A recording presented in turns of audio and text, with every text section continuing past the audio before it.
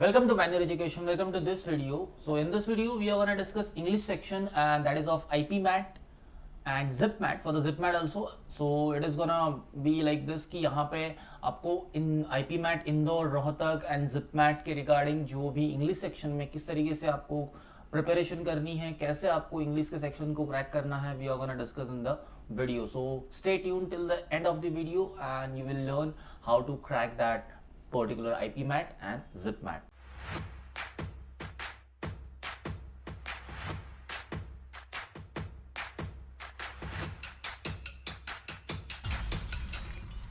Now, here are some social media handles. You can follow us on Instagram, Facebook. Also, you can join Telegram and a WhatsApp group. And don't forget to subscribe to the channel because latest videos and all new updates would be there. So, now moving ahead, if you want to start your preparation, simply join us by buying the full course or a sectional course or mock test and books or ebooks you can buy on there. And then if you want to join the classroom coaching, so live coaching you will be there. वहाँ पे अच्छे faculties आपको train करेंगे, all the important materials you will get. So simply connect us in Mumbai or in Pune, so you can contact on a given number. ठीक है? And then if you want to buy online courses, so you can go to the website manualedu.com/BBA entrance, or you can call us on or WhatsApp us 8828581455. So guys, important है, join करो and start your preparation.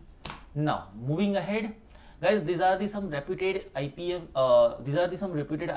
Rohtak, Indore, Ranchi, Jammu and Bodh Gaya, and IFT Delhi. So you can target them, Rohtak, Indore. So these are the some reputed and good faculties are there, expert faculties are there. You can start your preparation to target these IIMs. So very important, end तक देखना जरूर और video को अच्छे से देखो, समझो, then you will be understood कि आपको किस तरीके से प्रिपरेशन करना है, कैसे आपके फेवरेट IIM को टारगेट करना है. चलो, now here is a weightage, sectional weightage. यहाँ पे क्वांटिटेटिव एप्टीट्यूड में आपको नॉर्मली 40 क्वेश्चंस होते हैं. इंदौर में 40 क्वेश्चंस होते हैं, रोहतक में भी 40 क्वेश्चंस होते हैं. If you talk about quantitative aptitude in the essay, this are the MCQs basis and this are the essay basis. So this is 20 questions and यहाँ पे रोहतक में 40 क्वेश्चंस होते हैं. Verbal ability, this is of our matter, English section. यहाँ पर आपको 40 questions होते हैं, 40 क्वेश्चंस रोहतक में भी होते हैं, मार्क्स सिमिलर. बट यहाँ पे एक डिफरेंस है, यहाँ पे 100 क्वेश्चंस का टोटल 100 क्वेश्चंस होते हैं इंदौर में, and for that you have 2 hours. So might भी थोड़ा सा डिफिकल्ट हो जाए बिकॉज क्वेश्चंस की लेवल भी और डिफिकल्टी लेवल भी यहाँ पर अच्छी होती है.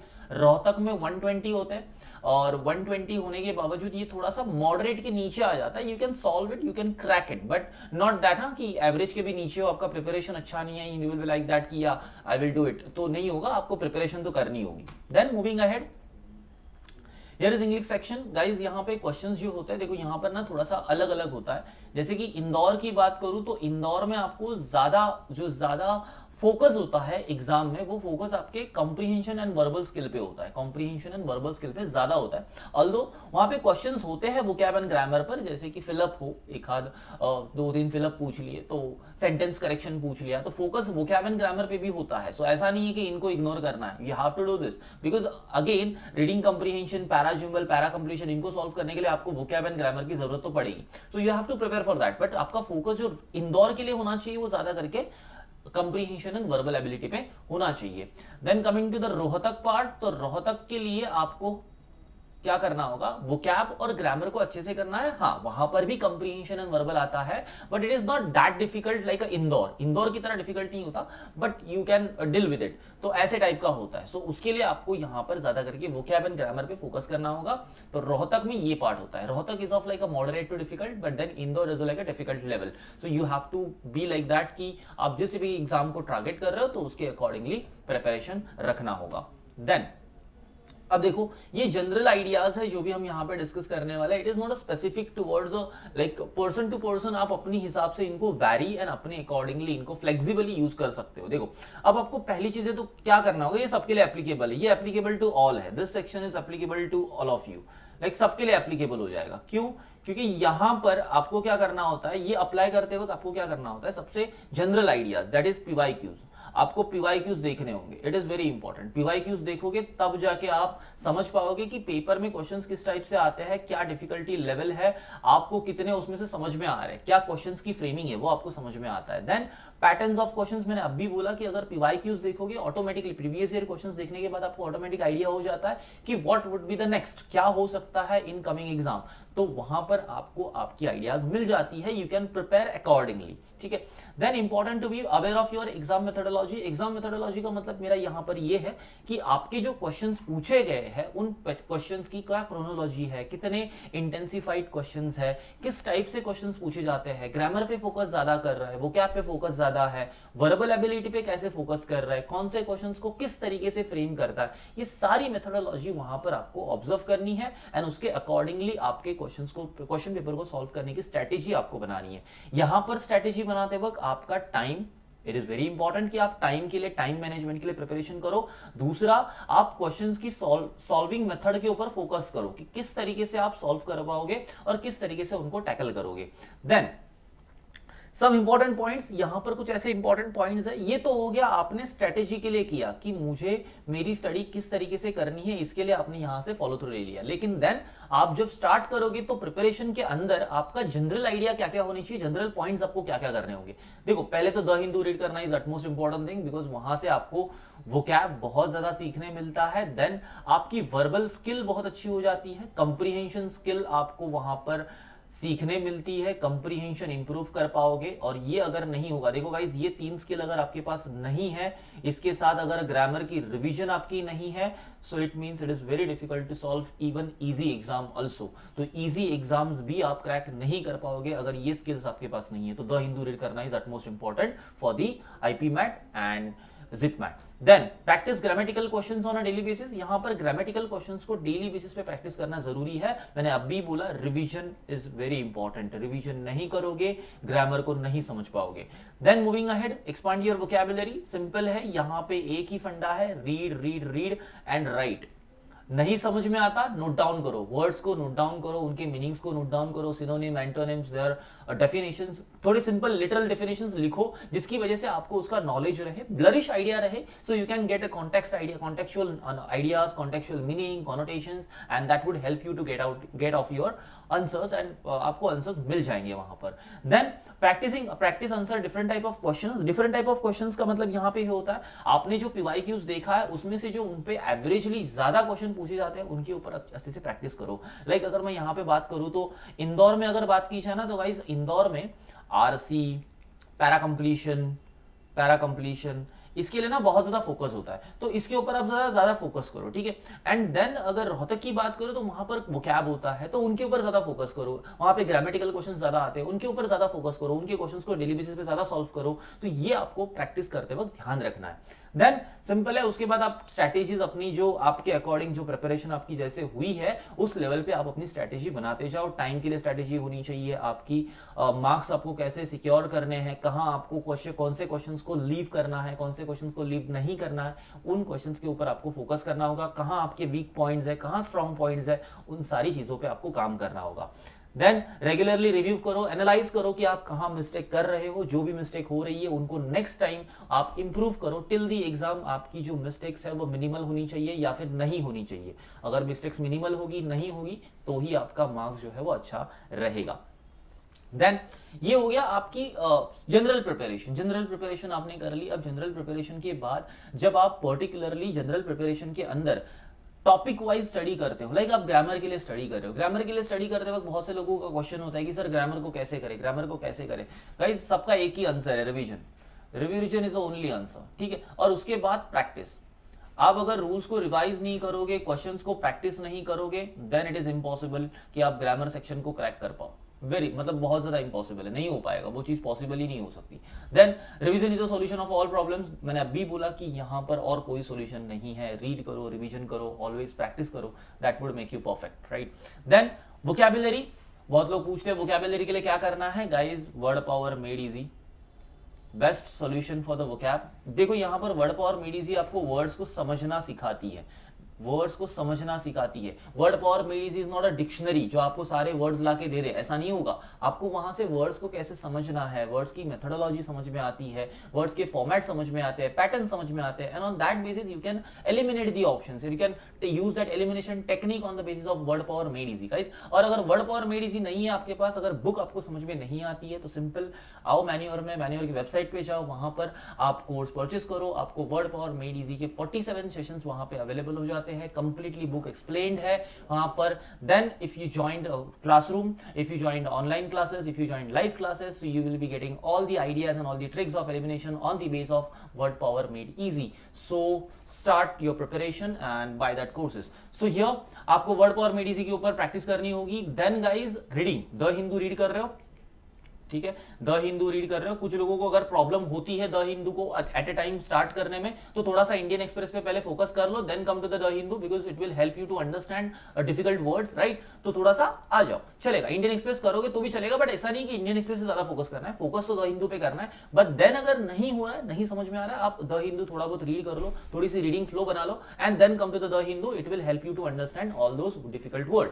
देन मूविंग अहेड, यहां पर आपको आरसी या फिर मैं कहूं para jumble, reading combination, para completion, all those verbal section, ये सब जो क्रैक होने वाला है वो एक ही फंडे पे है, that is only comprehension skill. Comprehension skill कहां से आती है सर? कंप्रीहेंशन स्किल आपके पास खुद की होनी चाहिए, ये कोई भी आपको नहीं सिखा पाएगा। कंप्रीहेंशन स्किल सिर्फ आप रीड करके समझ सकते हो, और रीड करने के बाद ही आपको समझ में आती है। So don't be like that कि सर कंप्रीहेंशन स्किल आपको पता होनी चाहिए, कैसे करना है, कंप्रीहेंशन स्किल कैसे आएगी। ये सब आपकी अंडरस्टैंडिंग, आपकी रीडिंग और आपके प्रैक्टिस के ऊपर डिपेंड करता है। तो डेली बेसिस पे पैराजम्बल, आरसी के 1-2 क्वेश्चन सॉल्व करो, तो वो भी आपको हेल्प करेगा to improve your score in the exam. Now moving into the next point, that is most expected questions for the IP MET Indore. देखो इंदौर की बात करूं तो इंदौर में ना थोड़ा सा डिफिकल्ट लेवल के क्वेश्चंस आते हैं, इंटेंसिटी अच्छी होती है, but it is not impossible to solve, ठीक है। इम्पॉसिबल वाला यहाँ पे कोई ऐसा पैटर्न नहीं होता, क्वेश्चंस इजी होते हैं, थोड़े से ट्रिकी वे में लिखे होते हैं, बस वो आपको समझने होते हैं। नाउ यहाँ पर देखो, यहाँ पे आपको फिलअप्स आते हैं, this are the fill ups. One single filler है, सिंगल फिलर होते हैं, एक ट्रिपल फिलर भी एक आध बार आया हुआ है, तो ट्रिपल फिलर भी आता है, तो उसके ऊपर ये हम लोग एक तरीके से इसको मल्टीपल फिलर भी बोल सकते हो कि 3 फिलर है, तो नॉर्मली ये ऐसे आते हैं। अब यहाँ पर क्या है, ये जो क्वेश्चंस है ना, यहाँ पे अलग तरीके से आपको सॉल्व करने की जरूरत नहीं है। आप सिंपल अगर ग्रामेटिकल टर्म्स भी लगाते हो, ग्रामेटिकल आइडियाज भी लगाते हो, आपकी ईडियम एंड फ्रेजेस अच्छी है, देखो यहाँ पे फ्रेज पूछे गए, ये सारे फ्रेजेस है, ऐसे क्वेश्चंस पूछे जाते हैं। यहाँ पे आपको वर्ड्स पूछे गए, तो यहाँ पर क्या नीडेड होगा, इस क्वेश्चन को सॉल्व करने के लिए आपको वोकैब नीड होगा, इस क्वेश्चन को सॉल्व करने के लिए आपको क्या नीड होगा, वर्बल सेक्शन आपका अच्छा होना चाहिए, ईडियम एंड फ्रेजेस आपको पता होने चाहिए। That would help you to solve this type of questions, ठीक है। तो यहां पर अब देखो, यहां पे आंसर क्या होगा, she dash her classmate because she comes from very rich and aristocratic family. Guys देखो सिंपल है, आंसर डी होना चाहिए, looks toward, right. Okay, now अगर देखो कि सेकंड क्वेश्चन में बहुत बड़ा सेंटेंस लिखा हुआ है, बहुत बड़ा क्वेश्चन लिखा हुआ है। देखो, the culture of 21st century on an increasingly dash scale is oriented around the practical principles of utility, effectiveness, impact. These are the good to extent that they are instrumental, and with instrumentality usually defined as the capacity to produce money or things, the worth of anything, an idea, an activity, an artwork, a dash with the another person is determined। Guys यहाँ पे इतना बड़ा question read करने के बाद आपको ऐसा लगेगा कि ये क्वेश्चन कैसे सॉल्व होगा। सिंपल है गाइज, यहाँ पे वोकैब यूज किया गया है, वोकैब का फंडा यूज किया गया है, तो सिंपली यू कैन, आप अगर रीड करोगे तो पहले तो वीडियो स्टॉप करो, वीडियो स्टॉप करके रीड करो, और then try to answer it. आपको देखो आंसर क्या मिलेगा। अगर आंसर सही मिलता है then you can comment in the comment box कि मुझे आंसर सही मिला है, so I would be happy for you. So guys यहाँ पे आंसर क्या होगा, डी होगा। देन मूविंग अहेड गाइज, यहां पर देखो, यहां पे वापस से आपको एक तरीके से ये क्वेश्चन एक तरीके से फिलअप ही है, बट द थिंग इज कि यहां पे पैरा कंप्लीशन, इसका पैटर्न होता है पैरा कंप्लीशन का, ज्यादा डिफरेंस नहीं होता गाइज। फिलअप में और पैरा कंप्लीशन में कोई डिफरेंस नहीं है। पैरा कंप्लीशन और फिलअप में एक छोटा सा डिफरेंस ये होता है, फिलअप में वर्ड या फ्रेजेस पूछे जाते हैं, पैरा कंप्लीशन में पूरा का पूरा सेंटेंस पूछा जाएगा। एक सेंटेंस निगलेक्टेड होगा, वो आपको एडअप करना होगा। यहाँ पे देखोगे, यहाँ पे एक सेंटेंस आपको नीडेड है। अगर आप पैराग्राफ को रीड करना, अभी आप पैराग्राफ को रीड करना and try to answer it, pause the video, try to read it और उसको समझो, एंड उसके बेसिस पे आप आंसर करने की कोशिश करो। देखो आपको कितने लोगों को आंसर सही मिलता है and then tell me in the comment box, ठीक है। तो गाइज यहाँ पर आंसर क्या होगा, option C would be your correct answer, because यहाँ पे ग्रामेटिकली फंडे को यूज करना है। कंजंक्शन ये जो ऐसे कंजंक्शंस होते हैं ना जो कंक्लूसिव होते हैं या something like this type of conjunctions, ये बड़े ही इंपॉर्टेंट होते हैं। तो यहाँ पे मैं एक हिंट दूंगा, ग्रामेटिकली अगर ग्रामेटिकली आपको आंसर सॉल्व करने ना तो कंजंक्शन, प्रोनाउंस, इनके ऊपर ध्यान रखना, और अगर इनको ध्यान रखोगे ऑटोमेटिकली आपको क्वेश्चंस के आंसर मिलना शुरू हो जाएंगे। बहुत ज्यादा इंपॉर्टेंट है। Next, one of the statements below contains a word used incorrectly. Choose the option which has the incorrect or inappropriate uses of word. This is another type of question जो error detection की तरह ही है, kind of error detection है, but not completely error detection, ठीक है। यहाँ पे आपको सिर्फ एक word ऐसा है जो कि wrong है। गाइस ध्यान देना, यहाँ पर ना इनकी मीनिंग्स रॉन्ग हो सकती है, इनकी मीनिंग्स रॉन्ग हो सकती है। Spelling might be possible, but वो इजी होता है तो मे बी वो लोग ना दे, या फिर इसके बाद अगर वो बात करूं तो ग्रामेटिकल यूज हो सकता है, ग्रामेटिकल यूज उसका रॉन्ग हो सकता है, तो इसके ऊपर आपको ध्यान रखना होगा। तो यहां पर अगर सेंटेंस को रीड करो, जरा चारों सेंटेंस को रीड करो एंड टेल मी गाइस कि इसमें से कौन सा सेंटेंस है जिसमें कि रॉन्ग वर्ड यूज किया गया है, क्यों उस वर्ड का मीनिंग रॉन्ग है। देखो यहां पर अगर आंसर करना है तो वीडियो पॉज करो and start reading it and take 1 minute to answer this question. Simple, यहां पे आंसर क्या हो जाएगा, option A would be your correct answer. ना गाइस यहां पर देखना, यहां पे अगर इस सेंटेंस में क्रॉस को देखोगे तो यहां पे क्रॉस नहीं होना चाहिए, यहां पे क्रॉस होना चाहिए। ये यहां पे क्रैश होता है। क्रैश का मतलब क्या होता है, simply crash is a type of stupid, ये टाइप ऑफ एक स्टूपिड इसका मीनिंग होता है, इसका मतलब होता है स्टूपिड। यहां पे इस तरीके से आपको आंसर करना होगा। देखो यहाँ पे एक वर्ड है, ये वर्ड ना रीड करोगे तो सही लगेगा, यहाँ पे मीनिंग नहीं समझ में आएगा। जैसे ही मीनिंग निकालोगे ना, you would be at answer कि हाँ ये आंसर होना चाहिए। नाउ मूविंग अहेड गाइज, ये तो सिंपल है, ये सेंटेंस करेक्शन है। सेंटेंस करेक्शन बहुत ही सिंपल होता है गाइज। अगर आपको इनको सॉल्व करना है ना तो ग्रामर पे अच्छे से फोकस करो। कुछ रूल्स है, कुछ इंपॉर्टेंट रूल्स है जो मैनुअल के बच्चों को तो पता होंगे, क्योंकि मैनुअल के बच्चे यहाँ पे क्लासरूम में बैठते तो दे नोस कि क्या रूल्स है, क्या क्या इंपॉर्टेंट रूल्स है और उन रूल्स को कैसे अप्लाई करना है, कैसे उनको इजीली अप्लाई करना है, कैसे यहाँ पे टेक्निक अप्लाई करनी है, कौन सी ट्रिक लगानी है। सो you can solve this question with in 30 seconds, may be with in 20 seconds, अगर आप ग्रामर रूल्स को अच्छे से जानते हो तो अगर वो सीखना है तो आ जाओ, मैनुअल को ज्वाइन करो एंड लर्न विद मी, ठीक है। यहां पर देखो, the principal and professors are authorised to sanction leave to student provided she will have a good attendance record. Guys यहां पर आप सेंटेंस को ठीक से ऑब्जर्व करोगे तो आपको क्या मिलेगा। सेंटेंस में देखो, द प्रिंसिपल प्रोफेसर्स आर लिखा हुआ है, that is a plural sense, so it is present tense. Authorised to sanction leave to student, then ये ऑथराइज्ड, कोई बोलेगा सर ये पास्ट टेंस में है क्या, नहीं ये पार्टिसिपल है गाइस। इस पार्टिसिपल का मीनिंग होता है, participle is a state of being like an adjective, so verb acting as an adjective kind of ये पार्टिसिपल होता है। And then provided she will have a good attendance record. अब नीचे options को देखोगे, ऑप्शंस देखने के बाद आपको समझ में आना चाहिए कि आपका आंसर क्या है। ओके, सो यहाँ पे आप देखोगे तो यहाँ पे शी विल हैव लिखा हुआ है, शी विल हैव लिखा हुआ है। सो यहाँ पे जो आपका सेंटेंस जो है ना गाइस, तो वहां पे वो सेंटेंस आपका विल हैव में नहीं आएगा, because it is a grammatical reason. यहाँ पे विल हैव जो होगा वो रॉन्ग हो जाएगा, that means it is incorrect. ये भी निकाल दो, ये भी निकल जाएगा, बिकॉज यहाँ पे हैड यूज किया है which is again incorrect. A good हो नहीं सकता तो ये भी इनकरेक्ट हो गया, एंड बचा क्या, option A, this is your correct answer. So next question is second one. Guys video को पॉज करो, क्वेश्चन को रीड करो and tell me what would be the correct answer. So here your answer would be B. Next, moving ahead to the parajumble, guys. Parajumble होता है, 4 sentences would be there. You have to arrange them in a proper sequence, that is grammatical, that is vocabularical. तो यहाँ पे grammar and vocab दोनों भी अच्छे तरीके से use करना पड़ेगा, and on that basis you have to answer this. Simply option A would be your correct answer. Then Rohtak, IPMAT Rohtak में मोस्टली आपको वोकैब ज्यादा देखने मिलेगा, ग्रामर ज्यादा देखने मिलेगा, वर्बल पे ध्यान होगा बट नॉट दैट। बट यहाँ पे वोकैब और ग्रामर बहुत इंपॉर्टेंट हो जाएगा, बट आपको वर्बल पे भी फोकस रखना है बिकॉज वो पूछा जाता है। तो गाइज यहाँ पर आपको अपोजिट पूछे गए, अपोजिट में एबोमिनेट, एबोमिनेट के लिए अपोजिट क्या होगा, simply that is B. Then next enormous, enormous मतलब very large in number, so very large in number के अपोजिट क्या होगा, that is tiny. Then impromptu, impromptu यहां पे आपको क्या बुलाया गया, यहां पे आपको सिनोनिम्स पूछे गए, सेम मीनिंग पूछा गया, सिनो मीनिंग पूछा गया, राइट। तो यहां पे सिनो का मतलब भी सेम ही होता है, so I note it down कि यहां पे मेंशन मैंने किया, सिनो मेंशन किया हुआ है। नाउ इम्प्रॉक्टू, इम्प्रॉक्टू का मतलब क्या होता है, इम्प्रॉक्टू का मीनिंग क्या निकलेगा, इम्प्रॉक्टू मतलब सिंपली आंसर क्या होगा, पॉज करके बताओ, यहां पे off hand. Then erroneous, erroneous के लिए आंसर क्या बनेगा गाइस? एरोनियस के लिए मीनिंग क्या होगा? अगर मैंने मीनिंग बता दिया तो आंसर पता चलेगा ना, तो मीनिंग नहीं बताऊंगा। आप वीडियो पॉज करो, आंसर बताओ एंड चेक करना कि आपका आंसर क्या है। यहाँ पे आंसर क्या होना चाहिए? इनकरेक्ट। गाइज आगे बढ़ने से पहले अगर आपने यहां तक पहुंचे हो तो प्लीज वीडियो को लाइक कर दो, शेयर कर दो एंड सब्सक्राइब करना मत भूलना चैनल को, बिकॉज ऐसे वीडियोस और ऐसी आइडियाज हम लोग लाते रहते हैं। तो चैनल पे आते रहो, चैनल को सब्सक्राइब करो, वीडियो को देखो, लाइक करो, शेयर करो, वेरी इंपॉर्टेंट। नेक्स्ट यहाँ पे देखो, अभी एक क्वेश्चन पूछा गया यहाँ पे ना, कॉन्फ्लिक्ट वर्ड जो है यहाँ पे क्या क्वेश्चन है देखो, in each of the following questions a word has been used in a sentence in 3 different ways. यहां पे एक ही वर्ड को 3 डिफरेंट वे में यूज किया है। Choose the option corresponding to the sentence in which the uses of the word is correct और appropriate. मतलब यहां पे क्या करना है, कौन सा ऐसा सेंटेंस है जिसमें इसका यूज करेक्टली किया गया है, वो आपको फाइंड आउट करना है। तो pause the video, start reading it and try to answer it कि इसमें कौन सा करेक्ट आंसर होना चाहिए। ध्यान से रीड करोगे, ग्रामर अच्छा है, वोकैब अच्छा है, तो पता चलेगा कि आंसर ऑप्शन ए है। देन सिमिलरली यहां पर भी रेयर यूज किया है, आपको पूछा गया कि ये तीनों में भी यूज किया होगा, उसमें से कौन सा करेक्ट वन है वो आपको बताना होगा। If you read it and if you stop the video, start reading it, answer it, अगर आंसर करोगे तो पता चलेगा option 1 and 2 is correct one and 3 would be a wrong one. That means both 1 and 2 is a correct answer. Then moving ahead, these are some idioms and proverbs you will be find. तो यहाँ पर आपको idioms and proverb मिलेंगे, उनको आपको answer करना होगा।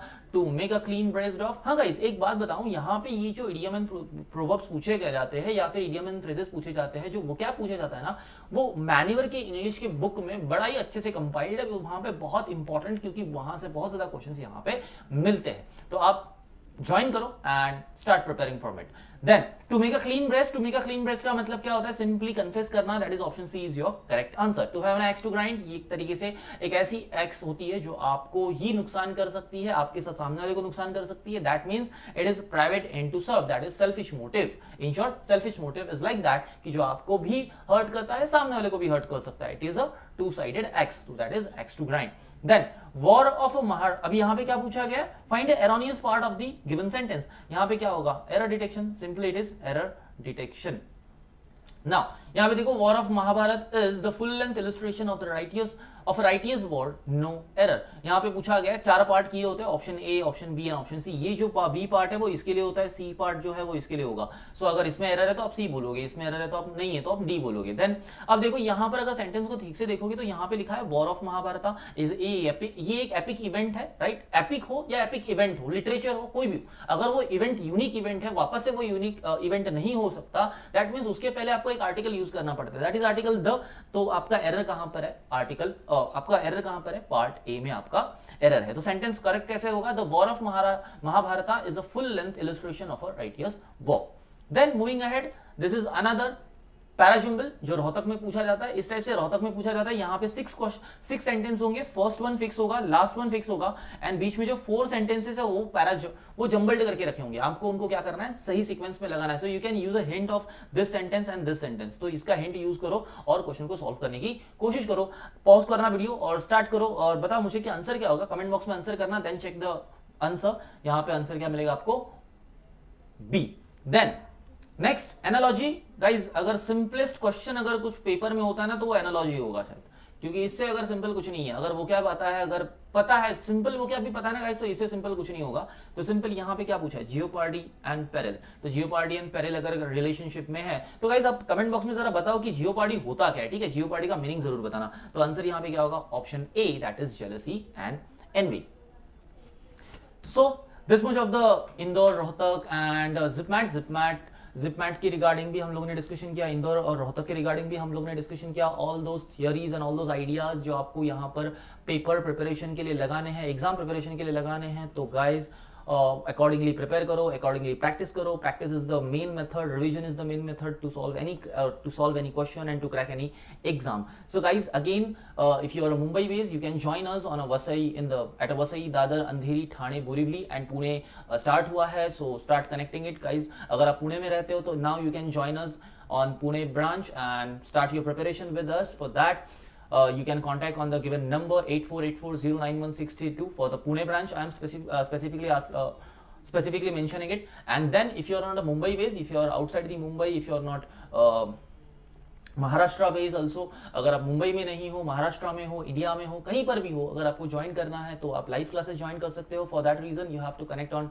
8828581455.